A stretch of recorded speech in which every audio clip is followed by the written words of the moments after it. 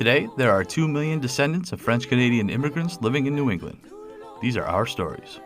Welcome to the French-Canadian Legacy Podcast. Venez tous jeunes filles et garçons, je vais vous raconter l'histoire de notre immigration ici au USA, de grands aventuriers de pays étrangers.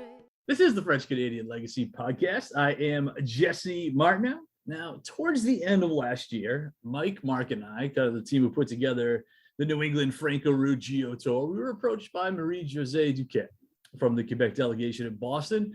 And we were asked if we might be able to come up with something we could do in recognition of the 100th birthday of Jack Kerouac, which would be this year, 2022. Fortunately, Mark had the idea of an adventure lab that would take people to various Kerouac sites in Lowell, and then a new project was off the ground. And our guest this week is a major reason why this project has been successful. Steve Edington is a Jack Kerouac expert who gives guided tours of a couple of different places telling the Kerouac story. Simply put, I do not think this adventure lab happens without him. He's also a member of the Lowell Celebrates Kerouac committee, which is again something we will touch upon. Steve, welcome to the French-Canadian Legacy Podcast. Well, thanks for having me here. Good to be with you. And it's been good meeting you over the last several months too. Yeah. It's been cool. It's been fun for sure. So yeah, we've run into each other a couple of different events at this point. Mm-hmm. Awesome. So first of all, I'd like to get your story. So where are you from? Okay, right now I live in Nashua, New Hampshire, which is about 10, 15 miles directly north of Lowell. I am retired from being the minister at the Unitarian Universalist Church of Nashua. It's a congregation I served for 24 years. And my other life, and I still live in Nashua, my other life while I was doing all that kind of thing was becoming involved with the Lowell Celebrates Kerouac committee, which puts on an annual Jack Kerouac festival every October. We go with October because of the line and On the Road where he says everybody goes home in October. Oh, very cool. And Lowell is his home. And then the tragic dimension of that is he also passed away in October. So everybody goes home in October. And that's when people from really all over the country and other parts of the world come to Lowell that first full weekend in October to be a part of the festival, which, as you just mentioned, involves about 3 or 4 tours of the various places that Jack writes about in his 5 Lowell-based novels. I'm the president of the organization at this time, and we're already gearing up for our festival this October, which will be October 6th through 10th. Which will also be the grand finale of the Jack Kerouac. Will be the grand finale of the Kerouac centennial that's been going on ever since March. So that's enough of that. So. No, that's terrific. So how did you first get introduced to Kerouac?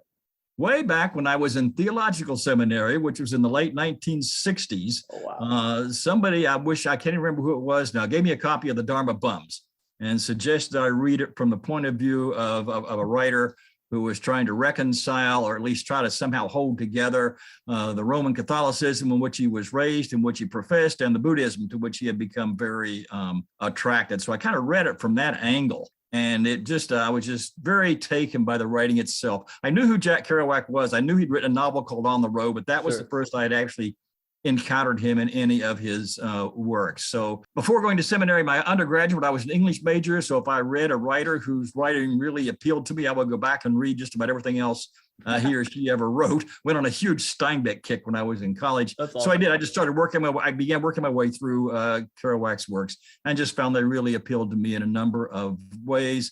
Also became aware of some of the struggles in his life that were behind some of his writings.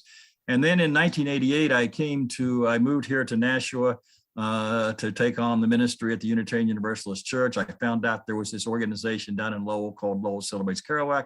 I started showing up at some of their meetings in the early 1990s and been at it ever since. So that's it in a nutshell. And I've written a couple of books. I wrote a book about Kerouac's Franco-American ancestry, how it plays out in his novels. And then I've written a couple other books about some of the religious and spiritual currents I see in the Beat Generation writers, including but not limited to Kerouac. That is very, very, very cool. Now it does make me think though, because how many years since Kerouac died at this point? It's been a little. He died in 1969, so it's 53 years, I guess. It'll be 53 years this October. 53 years, and yet still somebody that tons and tons of people talk about all the time. His work is clearly connected. I know, Mike. Mm-hmm. I was joking. I just saw a play up in Vermont in which there's a one person performance, and she talked quite a bit about the work of Kerouac. And I know Mike, who produces this podcast, he's on the record as when he was, dating who is now his wife, he would read Kerouac to her all the time. Like, so which I find just super fascinating. What is it about him that just kind of just keeps going? It's not unusual in Kerouac's case for his true abilities and genius and all that to be recognized after his death. I think about how Vincent van Gogh only sold 1 or 2 paintings during his lifetime, sure. And you can't buy a Van Gogh. And sure. You can't buy a Van Gogh painting now. Similar kind of a dynamic or similar kind of a process with Kerouac. When he died, unfortunately, his alcoholism overtook him when he was only 47 years old. A number of his works were out of print. You can just go down the list. He was just kind of considered almost like a flash in the pan who wrote On the Road and then wasn't heard of too much more. That was not true, but that was kind of the line when he passed away. I think in the ensuing years, particularly starting in the late 1980s, there's been kind of a Kerouac renaissance where a lot of his works have been rediscovered, reappreciated. And I would say, thanks in large measure to the Kerouac estate, almost as much of his writings that were published during his lifetime have now been published after he's passed away.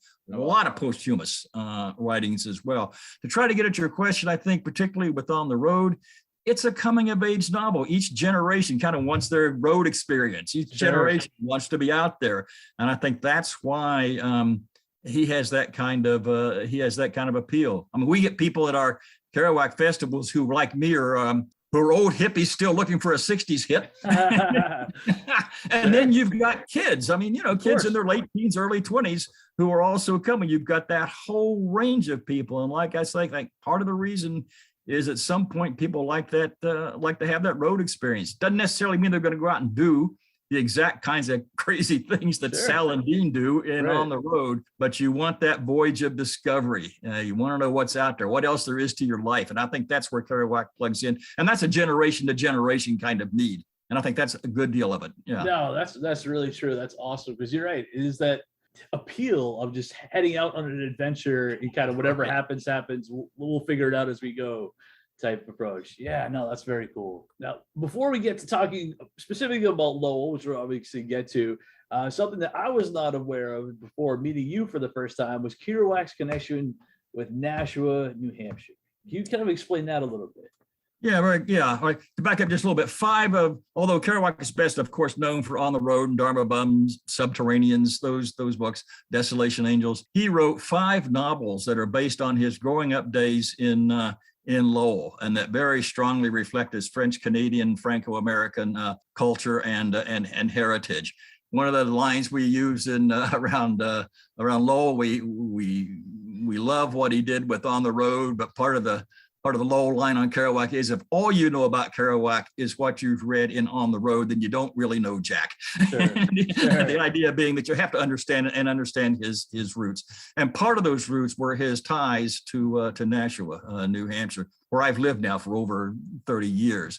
In 1890, his grandfather, Jean-Baptiste Kerouac, immigrated from a little town up in Quebec called Saint-Hubert, and came down here to Nashua with his wife and family. Their youngest child was a 1-year-old infant called Leo Kerouac, who became Jack's father. On his mother's side, his mother was Gabrielle Levesque.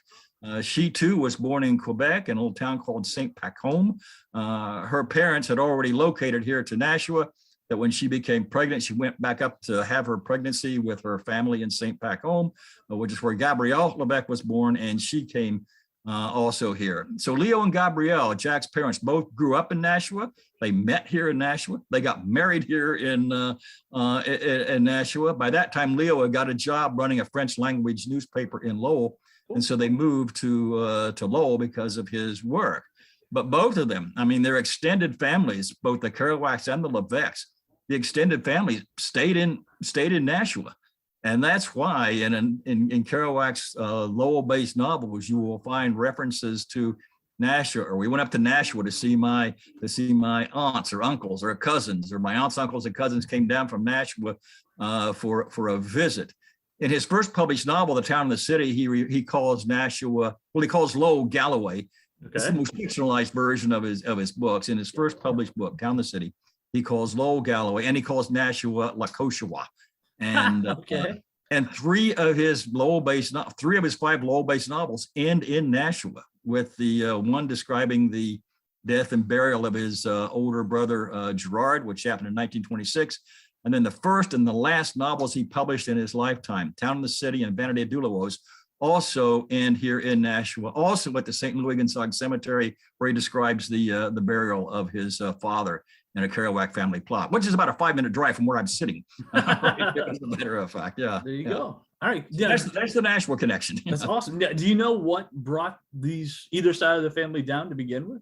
Probably the same kinds of things that brought a lot of the immigrants there from Quebec in the latter part of the 19th century. The farms were failing. They were having a pretty desperate time of it. Representatives from the New England mill towns, from Manchester, Nashua, Lowell, Lawrence, would go up to these farms, and I think in a way they kind of sold them a bill of goods. They talk about how much greater life would be if you just came down here and worked in the mills, which probably sounded pretty good. I'm sure. Yeah, at the time. So that was part of it. The Kerouacs, they were just part of that sort of general Southern, both the Kerouacs and the Levesques were part of that general Southern migration for what they were hoping. In a way, it eventually kind of turned out that way, but what they were hoping would be a better life for themselves in America. Now, very few I think only one of Leo's sisters actually ended up working in the mills. His grandfather, Jean-Baptiste, was a carpenter. But I think just general, they felt, especially sort of given the economic climate in Quebec, especially in the rural areas of Quebec in the latter part of the 19th century, they just felt that it would be a better deal if they came this way. So that was pretty much it. Makes sense for sure. No, I understand you. So you give tours of Nashua? Yeah, well, I give one. Like I said, during our Kerouac festivals, we usually give about 3 or 4 tours. One of them is one of the ones is the one that I lead of the sites in Nashua, because in his Lowell-based novels, particularly Visions of Gerard and Dr. Sachs, there's a lot of references to Nashua, a lot of things where his people, where his aunts, uncles, and cousins lived. And as is the case in Lowell, a lot of the places he described, a lot of the houses are still standing there. You can still see the house that his grandfather built in Nashua. That's awesome. Yeah, it's got vinyl siding on it now, which it didn't have. Of course. But it's the same. It's the same house. You can see the boarding house where his mother, Gabrielle Lebec, lived when she moved out because kind of a difficult family situation. And then both of his parents, Gabrielle and Leo, as well as his brother Gerard, are all buried here in Nashua. Like I said, at the St. Louis Cemetery, not far from here, as are the ashes of his daughter, Jan, are also interred there. 2 of his uncles are also buried there. And I covered all that in my tours. When we have the tour, we go to the different places in Nashua. We go to the site of what was called the Rouleau and Kerouac grocery store, run by his uncle Joseph, who shows up as Uncle Mike in Visions of Gerard and Dr. Sachs. So it makes for a thorough tour. And I think I really, in addition to enjoying doing that, I really do that to kind of give people hopefully a wider perspective, a wider understanding of just who Kerouac was and how deeply embedded he really was in his French-Canadian, Franco-American ancestry. How important that was to him. Well, that's the theme of all of the tours we do, but I especially try to emphasize that with my Nashua tours. That's really, really cool. I said definitely was new to me. Obviously, as I mentioned before, most people think of Jack Kerouac. I certainly include myself in this. I think Lowell, Massachusetts. I kind of identify him as being, a Lowell guy. So when did you start giving the tours of Lowell, Mass? How did you decide you were going to do that? How did you determine what was going to be on some of these trips? Probably, let's see. The way I had was when I started becoming involved with the Lowell Celebrates Kerouac Committee, which was somewhere around the mid 1990s. After I kind of got myself, I felt pretty well established with my congregation here that I could start branching out into some of my more personal interests. I started doing that. And then I went back and reread the Lowell novels, and I kept noticing all these references to Nashua. So I thought, well, maybe there's a tour in here somewhere. So I started just digging through old city records, birth and death records from some of the churches here. And eventually it came out came out with a book called Kerouac's Nashua Connection. And so I guess I started doing the tours. Let's see, the book came out in 1995, probably somewhere short, a little before the year 2000. I started doing the Nashua tours, and I've been doing them ever since. So yeah. And on the Lowell side? On the Lowell side, the same. Well, the Lowell side, I've more recently become involved doing the Lowell tours. The person that we really looked to for doing our Lowell tours was a really wonderful gentleman who passed away just about a year or so ago. His name was Roger Brunel. He knew about everything there was to know about Kerouac's connections to Lowell. He led the tours. Like I said, he passed away about a year ago. So now either myself or some other members on the committee, particularly a fellow named Bill Walsh, we do the tours. We do generally 3 tours. We do a bus tour, which covers it's a bus tour, covers the general sites of Lowell, the house where he was born, the cemetery where he was buried, some of the other places that he writes about.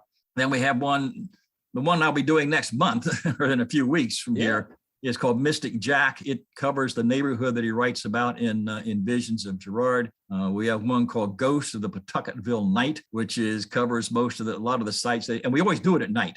Oh, that's cool. Covers a lot of the sites that he writes about in Dr. Sachs. And then we just do a downtown walking tour for people who have maybe been on some of those other tours and want to walk around downtown. That does the high school, the library where he played hooky from school, so we could go read what he wanted during his senior year at Lowell High School. Awesome. So we do a bus tour and 3 walking tours in addition to the Nashua tour. So that's a very big piece of the whole festival that we do in October.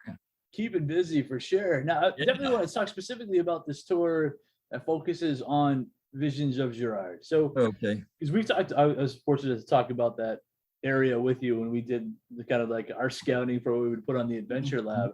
And for those who might not be familiar, what is Visions of Gerard?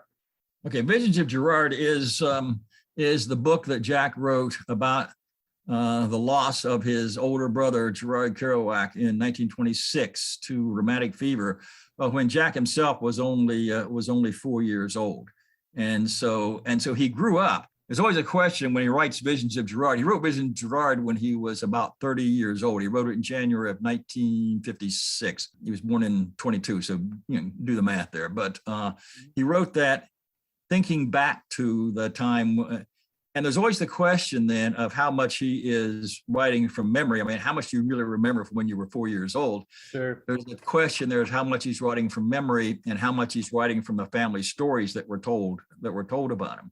And the thing is, and I think people I've talked with who lost a sibling when they were young in their family, what happened with the Gerard was he kind of became, not surprisingly, he kind of became a saint or a little god in the family. After he died.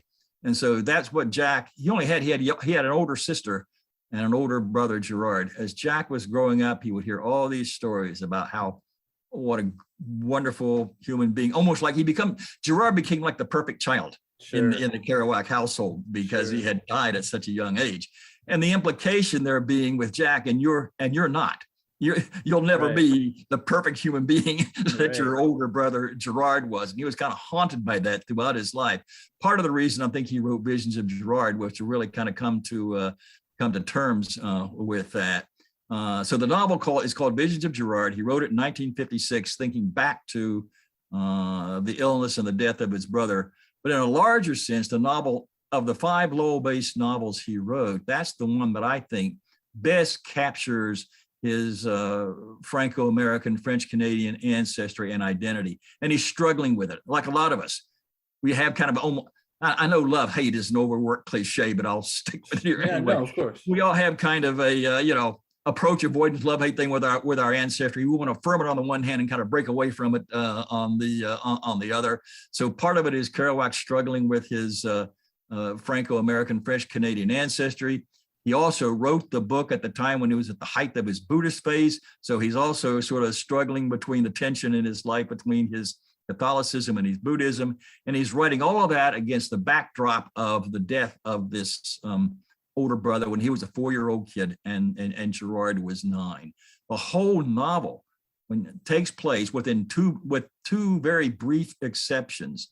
The whole novel takes place within 2 blocks of the Centerville section of of Lowell. And when you think about how so many of Kerouac's novels are spread clear across the United States and down into Mexico and over to Europe and everywhere else, this one novel, with two very brief exceptions, never leaves that 2-block neighborhood around the St. Louis de France church and school and the house where the Kerouacs were living when Gerard died.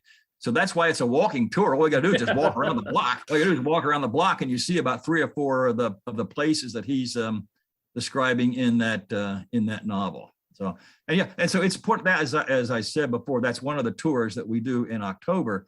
The way it came about for July was there's also a program in Lowell that the Lowell National Historical Park does called Lowell Walks, and it's just walking tours that highlight various aspects of Lowell's very rich history. For sure. And so this year, because of the Kerouac Centennial and because some of the connections Lowell Celebrates Kerouac have with this Lowell Walks program, decided we would do one in the summertime. So another member of the committee, Bill Walsh, and I are going to be leading that tour on the 23rd of July. We'll be doing it again come October, but we're doing it now for the Lowell Walks program as part of the larger range that they cover, as well as to wave yet another flag for the Kerouac Centennial. No, that's awesome. That's very, very cool. Now, obviously, you talk about everything happens within this one neighborhood. How much does that late neighborhood still look like what it would have looked like to him when he was 4 years old? It looks, again, except for the vinyl siding and the satellite TV dish, the house looks pretty much the same as when the Kerouacs lived there. The school that both Gerard and Caroline attended, I don't think Jack was old enough to go there. It still looks, it's no longer, they had to close the school, but the building is still there. It looks exactly as it did. Awesome. Right on the front, it still says L'École des Français. I'm butchering it. But yeah, you're fine. It has the same French title on the school as it did when Gerard went there. The church, the St. Louis de France church, was also the archdiocese had to close down as they were consolidating parishes, but the building is still there. It's the same building that the Kerouacs attended. It was where Jack was baptized, and it was where Gerard's funeral was held. So all the buildings still look remarkably the same, and which makes the tour all the more kind of exciting to people who take it. Yeah, this is the way it looked when Jack was here. When Jack and Gerard and his family were here. That's very, very cool. Now, see, this is interesting to me because I was actually baptized in a church that is no longer a church, and it's just to hear those kind of stories to me is kind of fun. So, do you know what is that place now? I think it's still just. I don't know. The building is still there. It's still owned by the Boston Archdiocese. Really? But I don't know if they have any plans for it. I mean, it's still there. The rectory, which also gets a good write-up in Visions of Gerard. The buildings are all standing there. The school is still being used through some arrangement with the Lowell School District. The buildings, the rectory, and the church are still sitting there. They're still owned by the diocese, but right now they're just in kind of, I guess you could say, they're in kind of a holding pattern right now until the diocese can either sell them or come up with some other use for them. No, it is interesting because the same place I was baptized is Grace Battalius, another Franco-American author. Place, yeah, exactly. So same church she was, and now it's like storage for a theater or something now. Yeah, it's kind of wild, but interesting. I mean, I think that the entire area when we were going through taking a look was super fascinating. But obviously, this is a French Canadian heritage podcast. That's kind of what I talk about here. So if you could talk a little bit about what life would have looked like growing up in that area of Lowell when he was a child. I think at that time, the various ethnic communities were still pretty much living in their enclaves at that time. You had the main section. There were 3 French Canadian enclaves in Lowell. Okay. One was called Little Canada, or Lake Petit Canada, which is no longer. I mean, the area is obviously still there, but it's gone. Sure. The other 2 places were sections of Lowell called Centerville and Pawtucketville. And the Kerouacs they sort of alternated back. They never lived in Little Canada, but they alternated back and forth between those 2. So you had those enclaves. you also had sort of an enclave where the Greeks were living and where the Irish were living, which is called the Acre. So you sort of had those communities that each kind of stayed. I don't think might not be correct to say they lived to themselves, but they each cultivated their own cultures. Now, but like in Pawtucketville and Centerville, you have the Pawtucketville Social Club. You have the Centerville Social Club, which is where they would, the residents of the French Canadians in that area would get together, on Saturday nights, kind of relive their Canadian, play the songs and eat the food that they served up in Canada. And I'm sure that went on in the various other ethnic enclaves too. To extend that a little bit, when Jack got to the latter part of junior high school, though, his closest friend, he befriended, this was after when he was going to high school, he befriended a guy named Sammy Sampas, who was from one of the Greek enclaves. And together, he and Sammy and a few other of their friends formed a group. They called themselves the Young Prometheans. And they would get together and compare the writings and the poetry and discuss the great ideas of the day. And that was really Sammy became his closest friend. Sammy's older sister, jumping way ahead, actually ended up becoming Jack's third wife when he moved back to Lowell in the 1960s, late 1960s. And so, that was one place where he was kind of reaching across those ethnic kinds of lines in ways that was a little unusual for those days.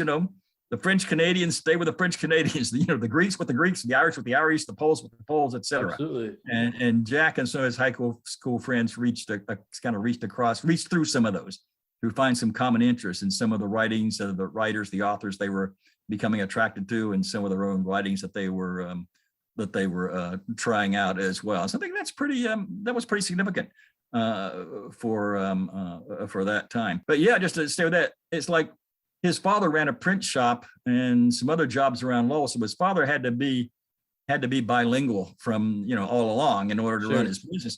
His mother, French, remained her original language. She only spoke English when she was in situations where she really needed to. Jack did not begin speaking, when you think of all the amazing things that he had done with the English language. English was not his original language. He did not speak. He spoke French until he was 6 years old. That was the only language he knew until he was 6 and started going to school. So yeah, there was a certain amount of insularity among there, but there was also a certain kind of security in that. If you're coming from Quebec or from Italy, Greece, wherever, you want to be with people who literally speak your language. Absolutely. And eat your kind of food. Yeah, no, for sure. Yeah, absolutely. No, that's really neat. I know, because similar stories here in Manchester. Obviously, my grandfather used to tell my dad that when he was growing up on the west side of Manchester, he could go months without hearing a single word of English. And my great grandmother, lived her whole life, died in Manchester, never learned how to speak English because she never had to, because she could do everything she needed in the neighborhood, as you suggested, because you do everything right in French. So no, I do think that's pretty fascinating that he lived in this kind of world. I'm curious, because one thing we hear a lot from a lot of guests on the show is that over time, being French almost carried with it a stigma, that it was something that people grew, for whatever reason, to be almost embarrassed about, to have that background. Did Jack struggle with any of that at all? Because a lot of times French was associated with low class. If you were French, you were low class. Yeah, I'm sure he did. I wish I had. I don't have the quote in front of me now, but there was a thing he wrote in his journal about how he did struggle to become what he called un Anglais.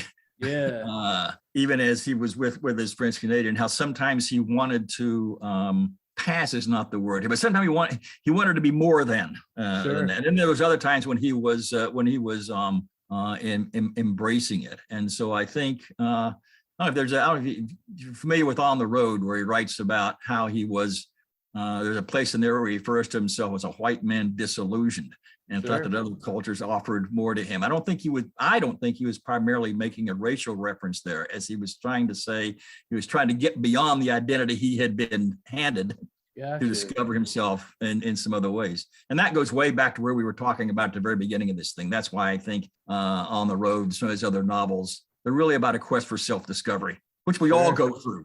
All go through at certain points. And I think that's a part of his appeal. He was trying to discover who he was, just as we all just as we all do, particularly in some of the earlier stages of our lives. Yeah, no, I think that's really neat. And another thing, again, that you mentioned earlier that I thought was fascinating, going through kind of the various sites related to Kerouac and Lowell, was how many of them were religious sites. And you can maybe talk more about the role faith played for him in kind of his life.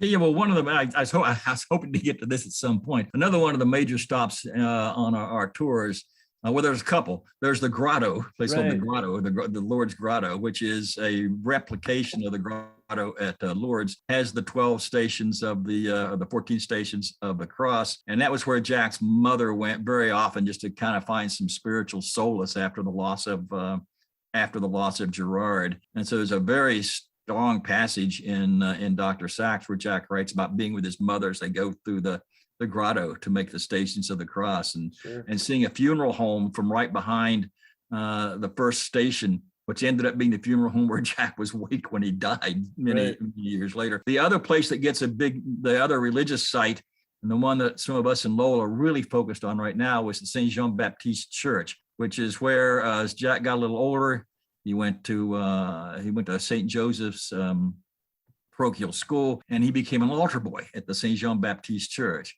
The St. Jean Baptiste Church was built right on the edge of the Little Canada section of Lowell. The person there, the priest for years, was a Father Morissette, whom everybody knew as Spike. Everybody called him Father Spike. He got a big street name for him in Lowell now. He was the priest when Jack was an altar boy. They stayed in touch throughout his life. Father Spike represented sort of one of Jack's ties to Lowell that he would keep coming back to see him. And then Father Morissette also had Jack Kerouac's funeral mass when he died. Well, the church now has been sitting empty. It's been through a few other uses. Now It's sitting empty. It's in the hands of a developer who has said that if there was enough interest and money and all that to turn that into a Jack Kerouac Performing Arts Center and Museum, I'll hold off on doing anything with it. And so there are several of us in Lowell now who have formed the Jack Kerouac Foundation. We're hoping to raise the money and do all the other things we have to do to make what was the St. Jean Baptiste Church, because that really was Kerouac's kind of spiritual home in Lowell. We want to make that into a Kerouac Center, and we're working at it, hoping we can raise the money to do that. So. No, that's yes, if you go through when you look at the St. Louis Church that he writes about with Gerard's funeral, he writes about the grotto and going there with his mother. Writes about the St. Jean Baptiste Church. Yeah, these religious the place another, which I'm blanking on the name of it right now, but another church where he said he came back to Lowell when he was an adult and had this vision that the word beat. By that time, he had coined the term beat generation. And he was sitting in a Catholic church in Lowell on one of his adult visits back to town. And he said he had this vision where he also saw that beat also meant beatitude, trying to live a life of love and care and compassion, I think, in emulating the teachings of Jesus. I think he saw in the person of Jesus, he saw a combination of beat and beatitude in that one person. And he writes about how he has had that vision while sitting in a Catholic church on one of his trips back to Lowell after he was an adult. So he was writing in 1950, he was 28 years old, writing in one of his journals, and very interesting line here from him. He says, as a child trying to become un anglais, A-N-G-L-A-I-S, as a child trying to become un anglais in Lowell from the shame of being a Canuck. Yeah. I never realized before I had undergone the same feelings any Jew, Greek, Negro, or Italian feels in America. So cleverly had I concealed them even from myself. Very telling. Yeah, absolutely. Very telling words there on wanting to, as I say, to talk about what he concealed from himself was his own ambivalent feelings about his ancestry, and then realizing that some of the other racial ethnic groups had gone through it, were struggling with the same kinds of things that he was. And for him, he was 28 years old when he wrote that, and he put it out there. So anyway, whatever use you might have. That's hugely significant, because that's, again, a lot of the topics that we talk about here is people growing up just with obviously not being able to articulate it quite as well, but having to grow up and kind of like similar feelings. No, I think that's really interesting for sure. I did want to ask, I think you'd be a unique person to hear this, because to ask this too, I should say, because we have some Franco-Americans who almost seem not thrilled with the fact that the first Franco-American that anybody else thinks of is Jack Kerouac. The reason being is he's somebody, you know, who drank a lot, who wasn't shy about talking about all the escapades he had with women in his life, and how they don't think necessarily he's the most terrific of role models of what people should think of when they think of a Franco-American. And I'm just curious kind of what your take on that would be.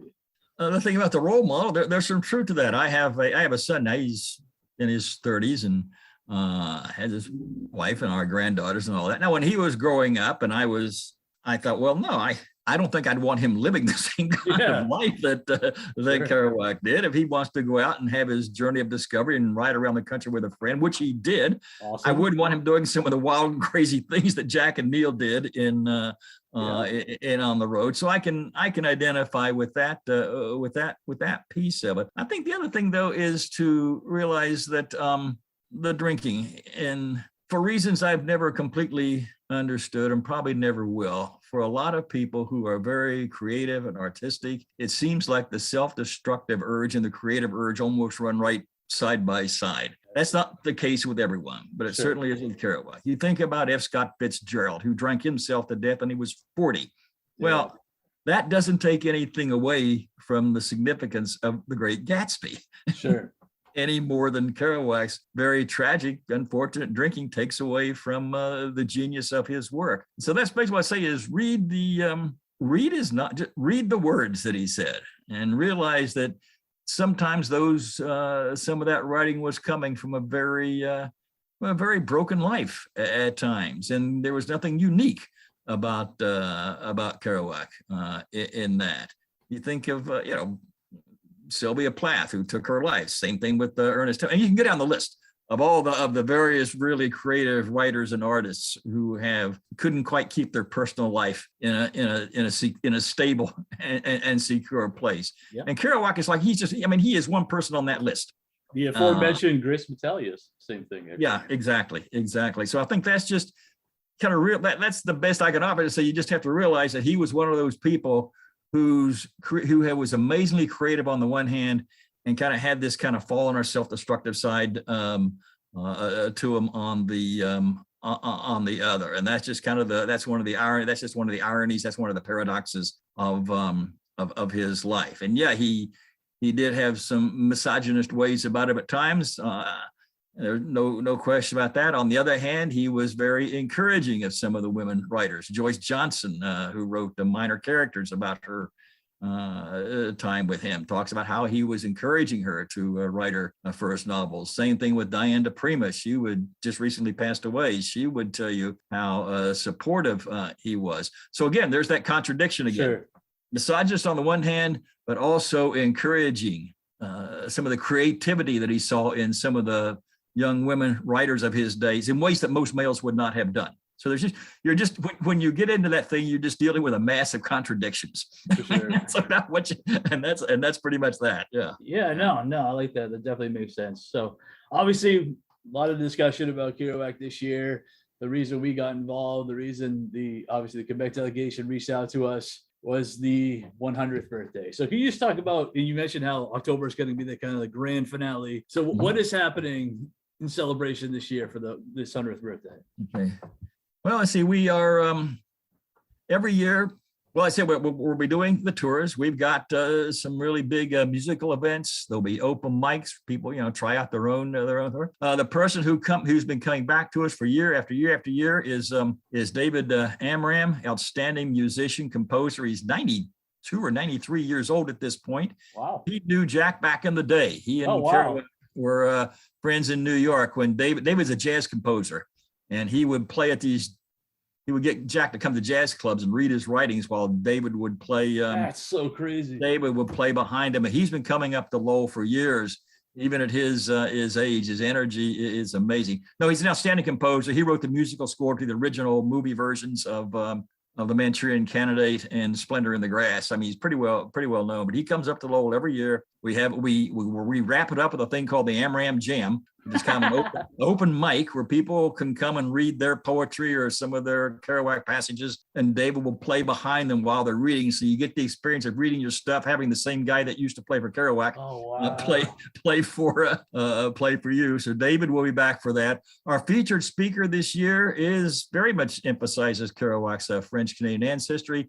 His name is Jean-Christophe Cloutier. He's a professor of English at the University of Pennsylvania. He's probably the foremost expert on taking Kerouac's French writings and translating them into English that most accurately reflect what he was trying to say. Nice. And so his name is Jean-Christophe. He likes to go by JC. So JC will be coming up to give a talk on that. He wrote several years ago, about 3 or 4 years ago, a book came out called The Unknown Kerouac, where a lot of his French writings that the estate made available for publication.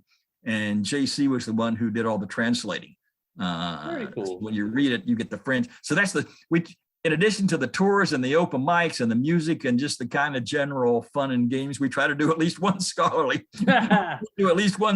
piece each year at all. And JC is the one who's doing that. I think above and beyond that, it's just the thing I get the biggest kick out of, or the biggest reward out of, is just seeing, particularly the people who come back from year to year. It's almost like a gathering of a tribe in a way. That's you cool. come back once a year to get to be in Lowell, but the other people whose lives have also been really blessed and touched by Kerouac, just kind of reaffirm that. And you've got people who are coming for the first time and kind of getting a taste of what that's like. And then you've got people who just come back from year after year after year because they want to be with their fellow Kerouac aficionados. And so that's the intangible. That's the intangible piece of it, is just seeing how Lowell draws these people in from one year to the next. This year we will be taking visits up to, if we can't get, I don't know if we can get into the building or not, but we will certainly be showing people what I mentioned earlier, the Jean Baptiste Church, where we hope will be a Kerouac Center in some years in the future. So yeah, we're looking at this. Started back in March and we're wrapping it up in October. It's been quite a year. It has been quite a year. Yeah. Very, very, very cool. And one final thing I definitely got to make sure to mention is I hear people talk about the scroll. I'm doing my air quotes now. And the way I hear some talking about it, you would think it was like a biblical manuscript, this like sacred documents that people would their life is not complete until they see the scroll. So what is the scroll? Where is the scroll? I think it's in Indianapolis right now. What the scroll is, it's the original manuscript of On the Road. And yeah, we had it when the centennial kicked off. People probably know the story of this. Jack made 4 cross-country trips between 1947 and 1950, taking notes the whole time. That became the basis of On the Road. And so then in April of 1951, he was living in New York with his, that would have been his second wife. He was living in New York with his second wife, and wrote the novel in 3 weeks on not a continuous roll of paper, but he would tape sheets of paper and tape them together so he could sit at his typewriter. In a way, he was anticipating word processors by about 50 or 60 years. He didn't want to have to break his train of thought as he was typing. You type. He was a speed typist, and you get to the end of an 8.5 by 11 sheet of paper, and you got to take it out, and put the other one in. And for Kerouac, who wrote what he called spontaneous prose, that would break his train of thought. And so he would put as long a sheet of paper as he thought he was good for that typing session together, and then just go. That became the original manuscript of On the Road. Now he had to go back and put it on real 8.5 by 11 sheets of paper to the publisher to look at it, but that was the original version. And it was stayed mostly for years and years. It was with it kind of resided in the office of his literary agent at the time, Sterling Lord. In 2001, in spring of 2001, more of a backstory here that I'm aware of and can get into, but the Kerouac estate needed to sell not the estate, person who had inherited one of the Sampas's families who had inherited the On the Road portion of Jack's writings after his wife Stella Sampas died. He passed away. Tony Sampas needed to sell the scroll needed to be sold to settle some estate bills. Well, that's neither here nor there. Thing is, it went on sale at Christie's auction in May of 2001 and it was purchased by a guy named James Irsay, who was the owner of the Indianapolis Colts national Absolutely. franchise. I did not realize he owned that. And Mr. Irsay is like he's a collector of pop cultural memorabilia. I think he has one of Jerry Garcia's guitar. He's kind of an example of what you got all the money in the world and can spend it on whatever you want. That's what he spends on. No, so he paid $2.4 million at a Christie's auction to buy the scroll. And to his credit, the reason he's kind of a hero in the Kerouac world right now is because instead of sort of putting it into a private collection that he could take out and impress his friends with when he had him over for dinner or something, he allowed for it to be displayed all over the place. It's been on display in various parts of the United States, various parts of Europe. The person who's the curator of it is a gentleman named Jim Canary, like the bird. Jim is on he works in the rare documents collection at Indiana University in Bloomington, which is just south of Indianapolis a little ways. And so Jim, you put in your request, you get the scroll, and special display cases have to be built for it. Sure. So we had it, and so Jim Canary will take it to wherever the arrangements have been made to have it displayed, and he'll roll it out in these cases. Now the whole scroll is 120 feet long. Oh wow! There's only very few places where you can get 120 feet. There's very few venues where you can get 120 feet. So usually, and this was the case in Lowell, you show as much of it as you can arrange for it to be shown in whatever museum or space that you have. We had it at the Lowell National Historical Park for the Boot Cotton Mill Museum, mostly devoted to the mills, but we had a section there where we could do that. So that's what the scroll is, a 120-foot document that Kerouac wrote in the course of 3 weeks in April of 1951, after he had completed the travels that would make up on the road, and it's been put on display almost ever since. And you're right, it does have almost kind of a sacred dimension to it. The people who are coming and wanting to and wanting to see it. And so we had it. We were able to get it on display when the centennial kicked off back in March, and Jim Canary came and actually gave a little talk about what it was like taking it all over the country and various parts of Europe. It was supposed to go to Japan, and then COVID came along and shut that down. We're hoping they can take it again sometimes. But that is what is referred to as the scroll. It's the original manuscript of On the Road, which is now owned by the owner of the Indianapolis Colts, Mr. Irsay, and to his credit, he's allowed it to be displayed all over the place. And to give you some kind of, we were talking again when Kerouac died, his estate wasn't worth much of anything at all. He's kind of, when Mr. Irsay bought the scroll, like I said, he bought it for $2.4 million. When we brought it to Lowell to have it displayed at the national park there, fortunately their insurance was picking this up. It had to be reappraised for insurance purposes. Now the appraised value of the thing is $5 million. Oh wow! So it's a $5 million document, which Jack banged out on a typewriter in a New York City apartment back in April of 1951. That's amazing. Very cool story. I love that. Well, Steve, this has been a lot of fun. I got to thank my guest, Steve Edington, for joining us. This is very cool. Now, if people want more information on any kind of the events coming up for the 100th birthday, where can we send them? We're putting the final, we're putting the final touches on our schedule for October. Hopefully sometime within the next week, it should be ready to go. Our website is just www.lowellcelebrates.kerouac.org. Just straight lowellcelebrates.kerouac.org. If you check that out in about another week, you should get the whole schedule for October. Also, some lodging information, places where you can stay when you come to Lowell as well. And we hope to see the tribe again. Absolutely.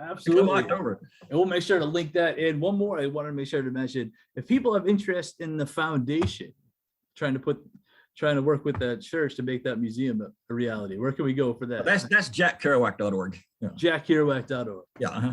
Very cool. Well, thank you for joining us, Steve. Appreciate it, sir. All right, it's been fun. I always enjoy doing this. Now our fathers look at us and sigh with despair, to think that everything they love we simply do not share. But the spirit never dies, our culture will survive. Each of us must choose how much to keep alive. Each of us must choose how much to keep alive. Special thanks to Josie Vachon for providing the music. You can find more about her at josievachon.com. This podcast was produced and edited by Mike Campbell. If you have any questions or comments, please email us at fclpodcast@gmail.com. You can also follow us on Facebook, Twitter, and Instagram at FCL Podcast for more information about the topics discussed. If you enjoyed the show, please subscribe and leave us a review on iTunes or wherever you listen to this episode.